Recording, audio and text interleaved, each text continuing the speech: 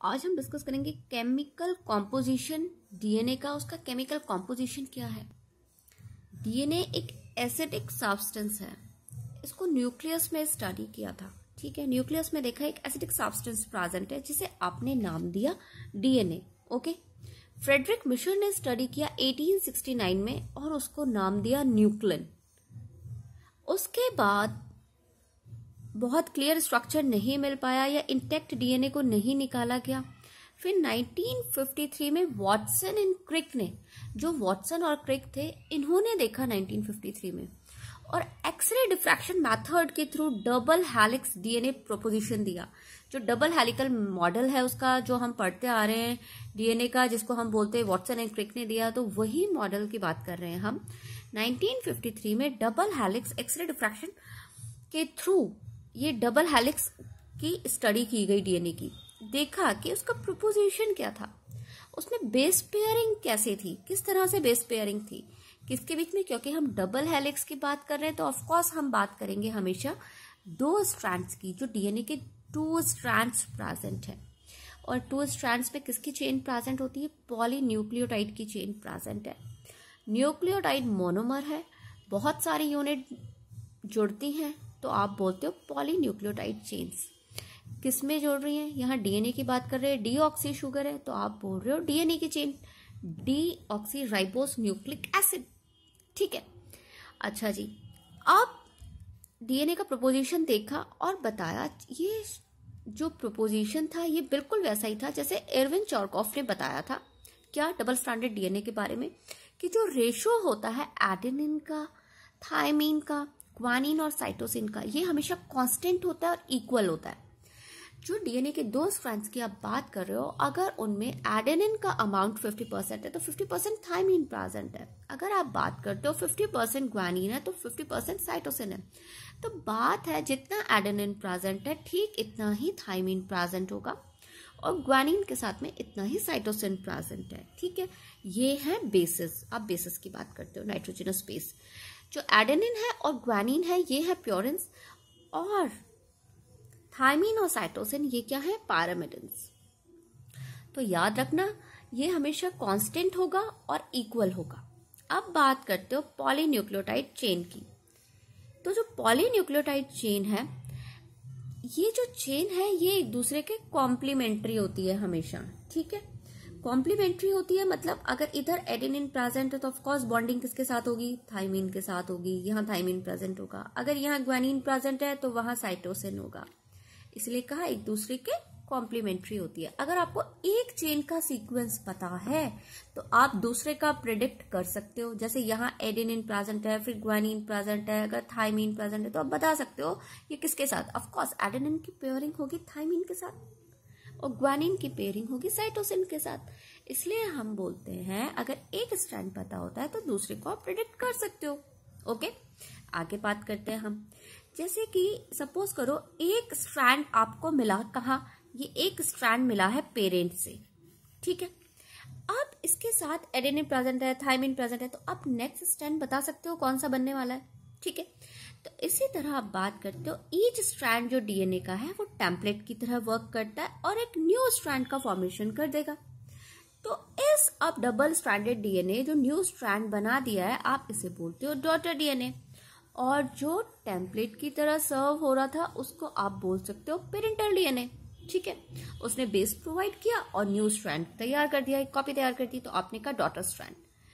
तो ये जो दोनों हैं ये आइडेंटिकल होते हैं, एक जैसे होते हैं, पैरेलल डीएनए मॉलिक्यूल होते हैं। ठीक है, तो इसका मतलब है कि एक स्ट्रैंड पता होता है तो आप दूसरा स्ट्रैंड बता सकते हो क्या प्रोपोजिशन होने वाला है इसका।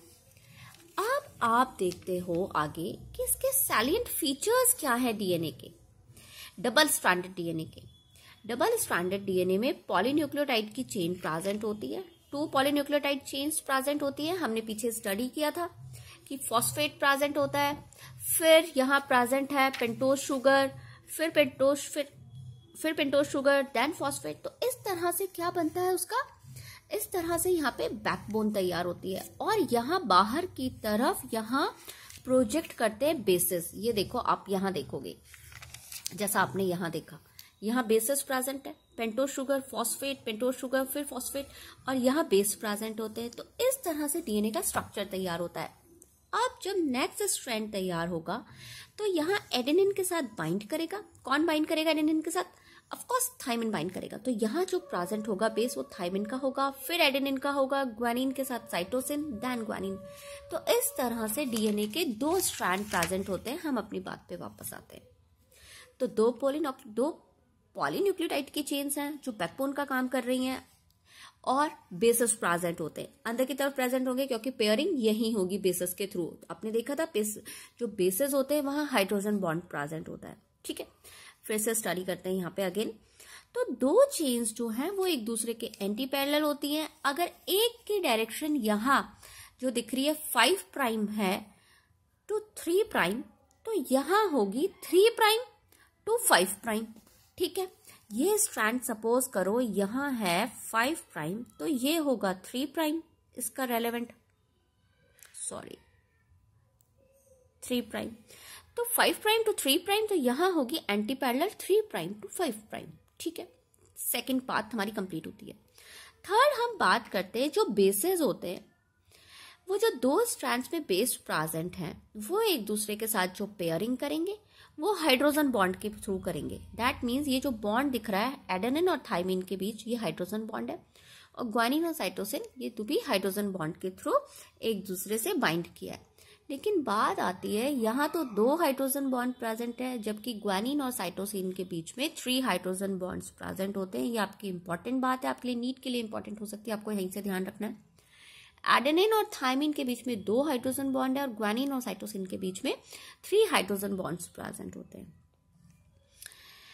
प्योरेंस कम्स ऑपोजिट टू पैरामिडिन्स। प्योरेंस के ऑपोजिट क्या आता है? पैरामिडिन आता है, क्योंकि आपने देखा है ए और जी तो प्योर है, प्योरेंस है, टी, सी एंड यू पैरामिडिन्स है। तो प्योरेंट किसके साथ में बाइंड करेगा? पैरामिडिन्स के साथ में। ठीक है, इट जनरेट्स यूनिफॉर्म डिस्टेंस। अब जब ये इस तरह से प्रेजेंट है तो एक दूसरे के बीच में जो डिस्टेंस होगा वो यूनिफॉर्म होगा। 2 स्ट्रैंड जो हैं हेलिक्स के, ये जो हेलिक्स के 2 स्ट्रैंड्स हैं इनके बीच में जो डिस्टेंस होगा ये क्या होता है? यूनिफॉर्म होता है, एक जैसा होता है। ये जो 2 चेन्स हैं इनकी जो कॉइलिंग है ये राइट हैंडेड मूव कर रहा है, ये कर रहा है राइट हैंडेड मूव। तो इसका जो ये फैशन है, अरेंजमेंट है, वो राइट हैंडेड होता है। जो पिच है इस हेलिक्स का वो 3.4 nm होता है, नैनोमीटर। ठीक है, और ईच जो टर्न है, इस टर्न में कितने बेस पेयर प्रेजेंट होते हैं? इस टर्न में 10 बेस पेयर्स प्रेजेंट होंगे। और 10 जो बेस पेयर्स यहाँ प्रेजेंट हैं, इसका मतलब जो 2 बेस पेयर्स प्रेजेंट होंगे इनके बीच में जो डिस्टेंस होता है, तो याद रखना वो कितना होता है? 0.34 nm। वो क्यों होगा 0.34 नैनोमीटर? क्योंकि आप पिच ऑफ हेलिक्स देख रहे हो 3.4, 10 बेस पेयर्स प्रेजेंट है, तो ऑफकोर्स दोनों के बीच में डिस्टेंस कितना हो गया? 0.1 और आगे खिसका दो तो कितना हो गया? 1 आगे प्लेस करने से पॉइंट हो गया 0.34 nm। Clear? Pitch of helix 3.4 nm। Each turn में जो बेस पेयर्स प्रेजेंट है वो 10 बेस पेयर्स प्रेजेंट है, और जो डिस्टेंस की बात करते हो बिटवीन द बेस पेयर्स वो है 0.34 nm। अब आप बात करते हो जो प्लेन है एक बेस पेयर का, जैसे एक बेस पेयर प्रेजेंट है, ठीक इसके ऊपर क्या होता है? दूसरा बेस पेयर प्रेजेंट, इसलिए बोलते हैं स्टैक प्रेजेंट होता है। तो the plane of one base pair stacks over the other, एक दूसरे के ऊपर प्रेजेंट होते हैं। हाइड्रोजन बॉन्ड होने के कारण इस हेलिक्स को क्या मिलता है? स्टेबिलिटी मिलती है, वो अपनी हेलिकल शेप में रह पाता है। क्यों? क्योंकि बेस पेयर्स के बीच में हाइड्रोजन बॉन्ड प्रेजेंट होता है जो क्या करता है? बॉन्डिंग करके रखता है।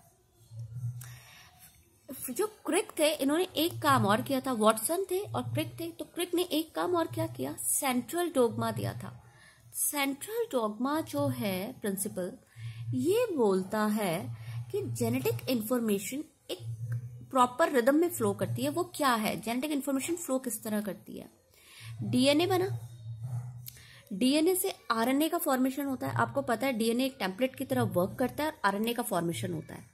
और आरएनए पे जब अमीनो एसिड्स आके जुड़ते जाते हैं, आरएनए से जब बाइंड करते हैं, तो बनता है प्रोटीन, क्योंकि अमीनो एसिड्स की चेन को आप क्या कहते हो, प्रोटीन। ये है सेंट्रल डोग्मा। ये देखो, डीएनए ने फ्लो किया, डीएनए से इंफॉर्मेशन ने फ्लो किया और मैसेंजर आरएनए बना, और मैसेंजर आरएनए से प्रोटीन। अब जो मेथड है, अगर आप बात करते हो डीएनए के एक स्ट्रैंड से ये दूसरा स्ट्रैंड बन गया, तो आप कहते हो रेप्लिकेशन बन गया, रेप्लिका तैयार हो गई एक और, तो मेथड को कहा रेप्लिकेशन।